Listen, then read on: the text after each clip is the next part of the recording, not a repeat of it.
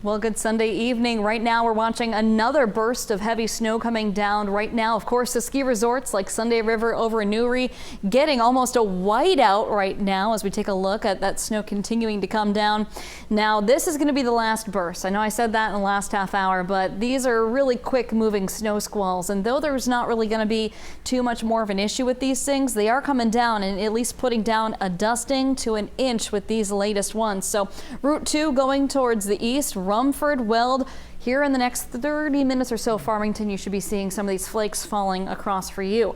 Now, as we look towards Stowe, this is an area of a lot of hilly terrain. If you're driving through this way in the next 30 minutes, just watch out. These are going to be reducing your visibility and dropping at least a dusting to an inch yet again. So Freiburg, North Conway, New Hampshire, it's all going to be sharing its love for you. Now, as we look towards the mid-coast, Belfast also getting in on some snow.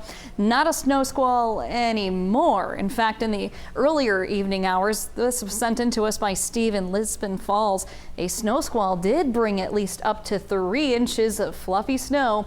And though it caught some of you guys off guard, it was in the forecast. We just can't always assume the amount that you might get because they're quick hitting. Now, we'll talk to you more about the snow squalls later in the show, but overall, as we go into our Monday, cold front is now dropping our temperatures and bringing in cooler air with gusty winds. That wind is coming from the west and could be quite strong going into our Monday. You're really going to hear it coming up as we go past the midnight time frame. So temperatures, though, we're going to be into the 20s in the morning and rising to the 30s.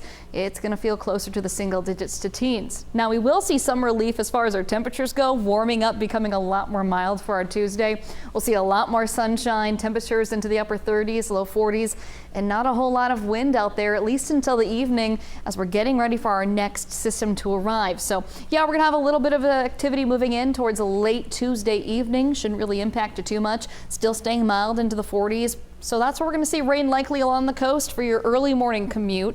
And as long as it doesn't tap into some cooler air and another system to link arms with, you should be fine. But as we go towards the late week, we're cooling things down. Temperatures going to just right, needed prime conditions to start seeing a mix. As we go into Thursday, we're going to keep our eye on these systems. But it does look like Friday or at least Saturday we could see something coming our way. We'll let you know about that. But overall tonight, still looking at that chance of isolated snow showers. And then we're turning things colder and windy. And though we're going to be into the 30s because of that west wind, it's not going to feel like that. So as we look at the 8-day inland forecast, the only difference here is going to be how much of the gusts that you guys actually see. And it's going to be not hanging around that much longer as we get towards your Monday afternoon. But as we go towards the midweek, though we're warming up, there's still another system to